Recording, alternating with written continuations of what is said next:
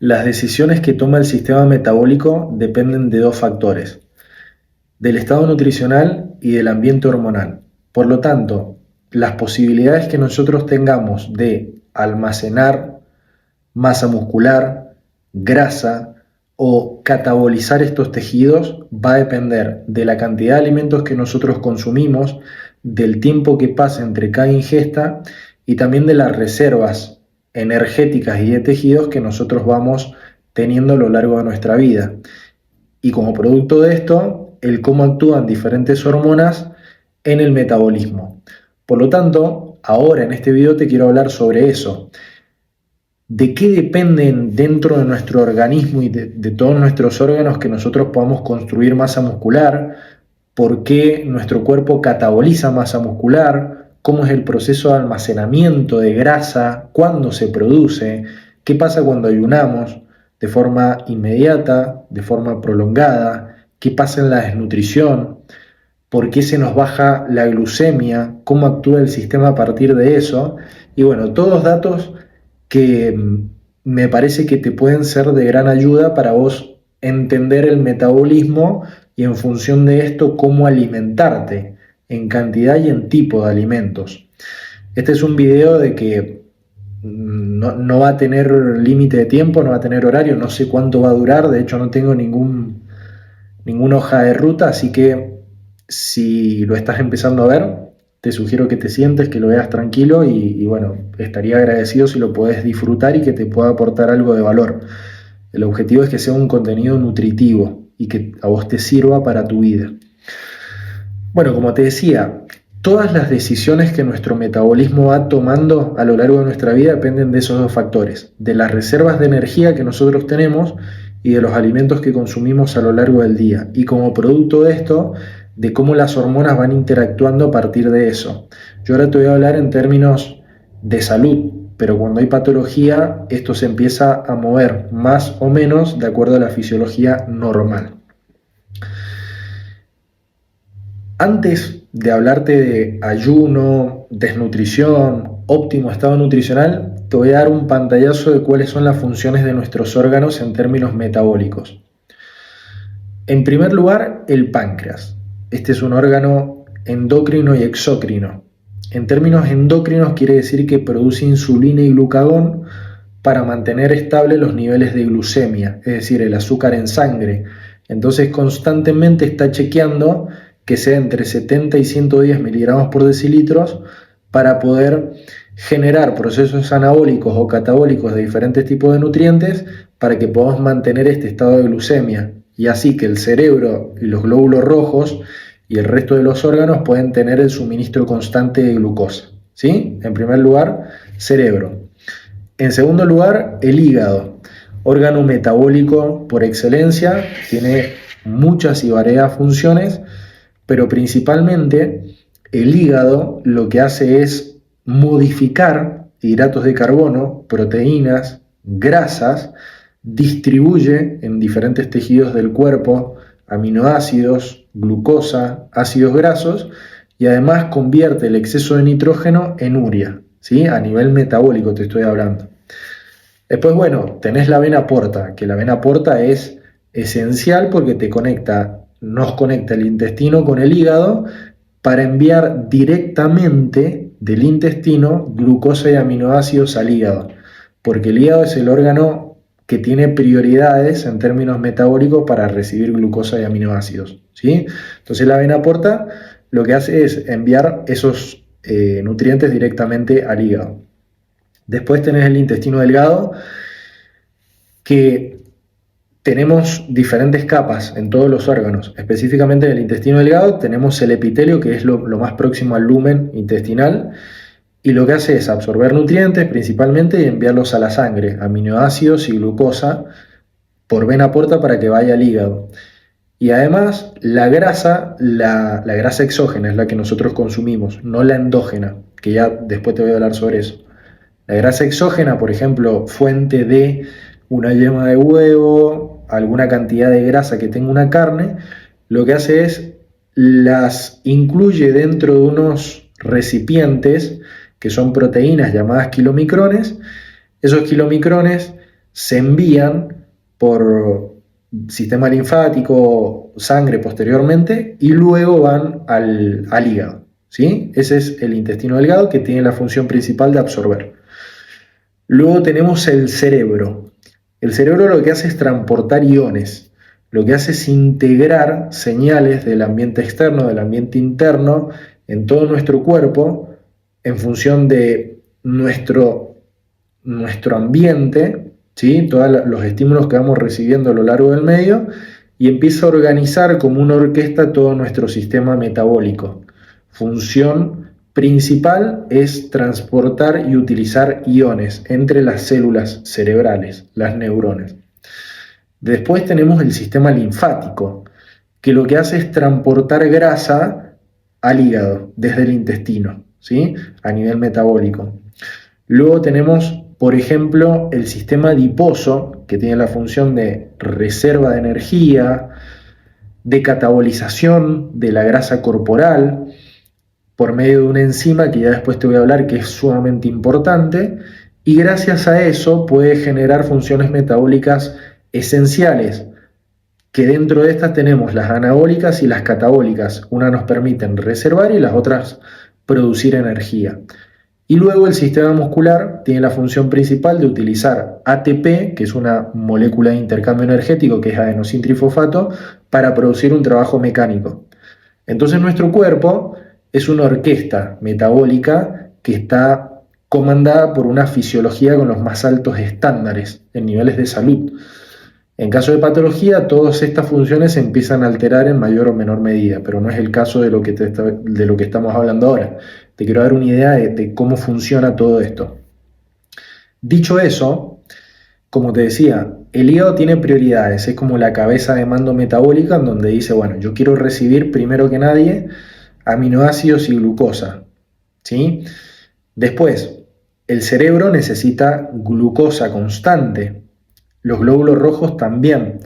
El cerebro, la principal fuente de energía es glucosa, pero ¿qué pasa? Que ya después te voy a decir, cuando nosotros no tenemos el aporte constante de glucosa por medio de la alimentación, tiene que empezar a echar mano de otros nutrientes, y ahí es cuando empieza a utilizar, por ejemplo, cuerpos cetónicos. Pero lo principal que utiliza es glucosa. Los glóbulos rojos igual, necesitan glucosa para poder transportar, que esas mitocondrias estén funcionando constantemente, ¿sí? Bueno, vamos a hablar ahora sobre qué sucede en términos de ayuno inmediato, ayuno prolongado, desnutrición y renutrición. Pero antes que todo te voy a hablar en el buen estado de nutrición.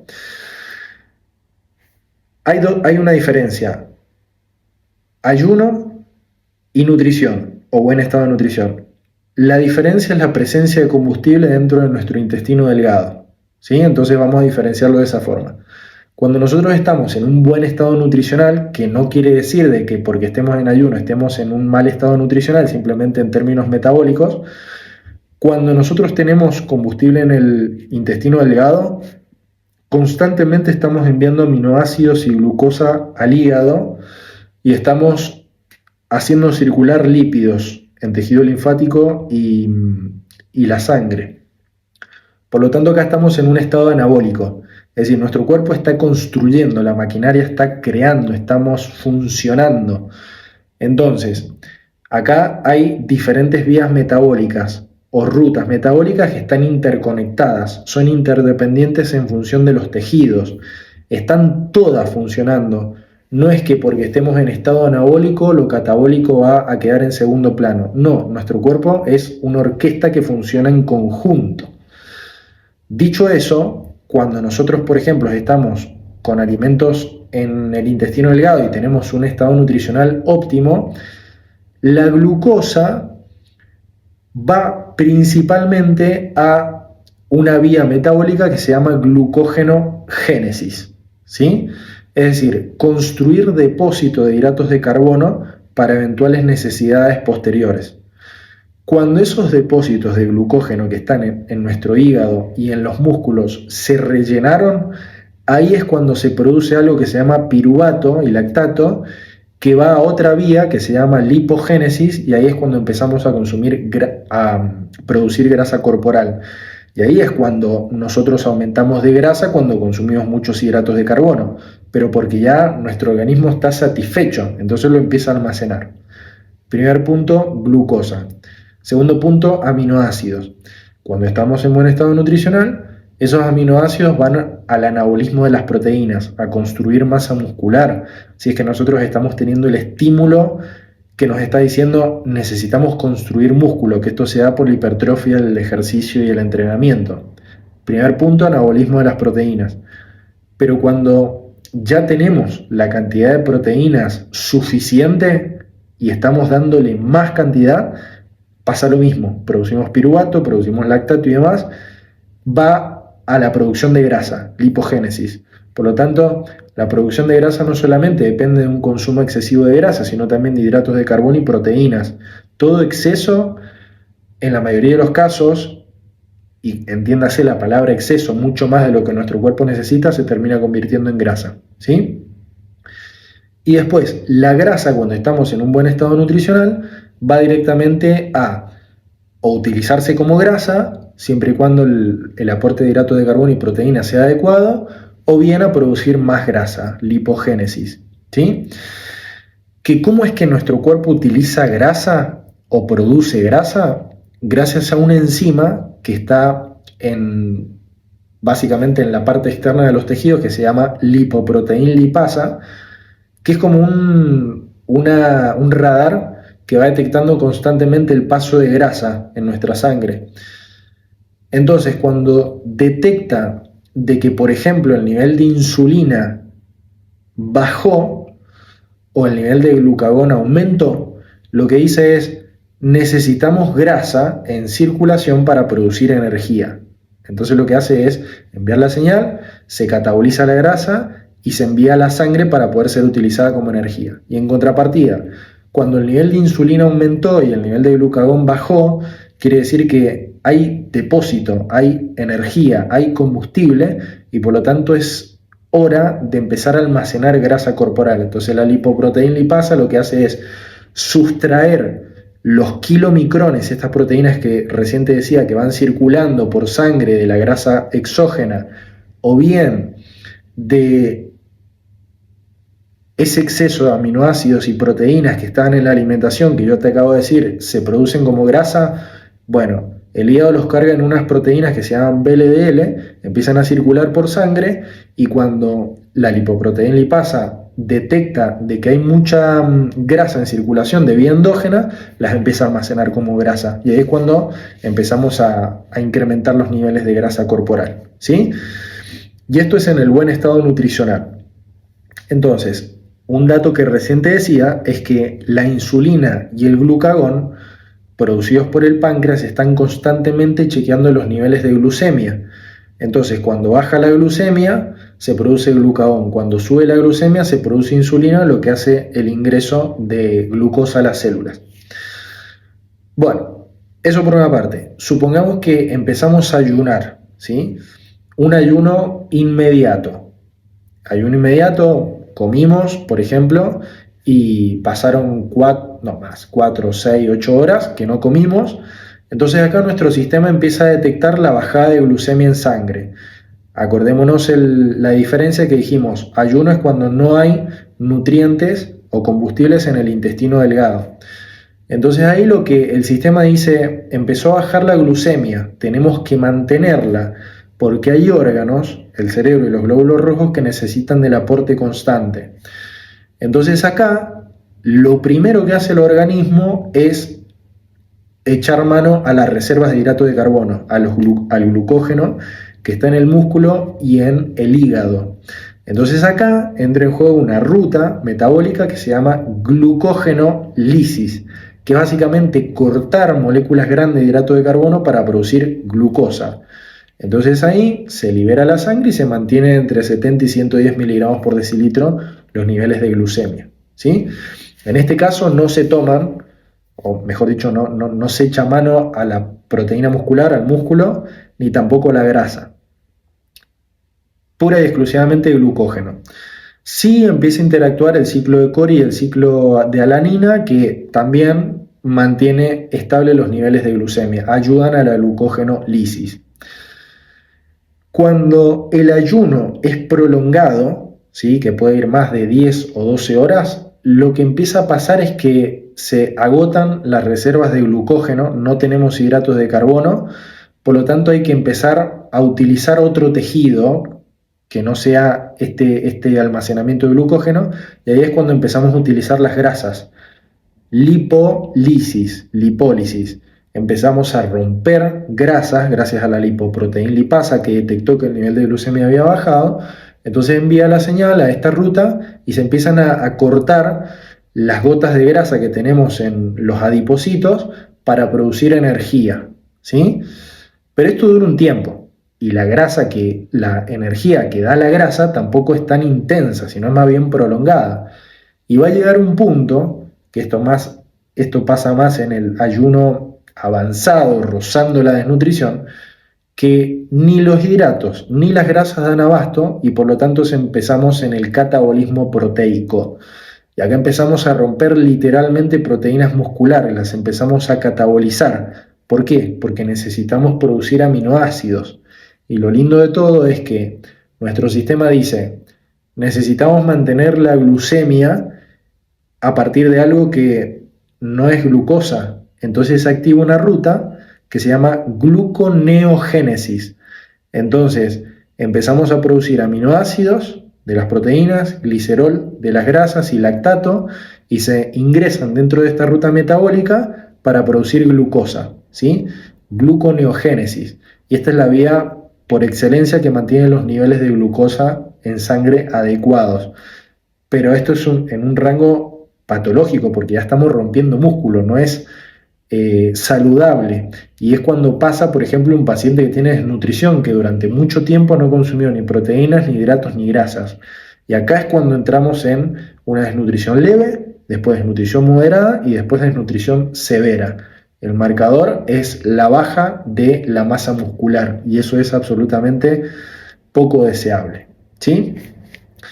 Después, hemos atravesado las diferentes fases y qué pasa cuando tenemos la renutrición, es decir, hicimos ayuno, volvemos a comer, nuestro sistema lo primero que hace es comimos y durante 2 horas mantiene la gluconeogénesis, es decir, sigue produciendo glucosa a partir de aminoácidos, glicerol, lactato y demás.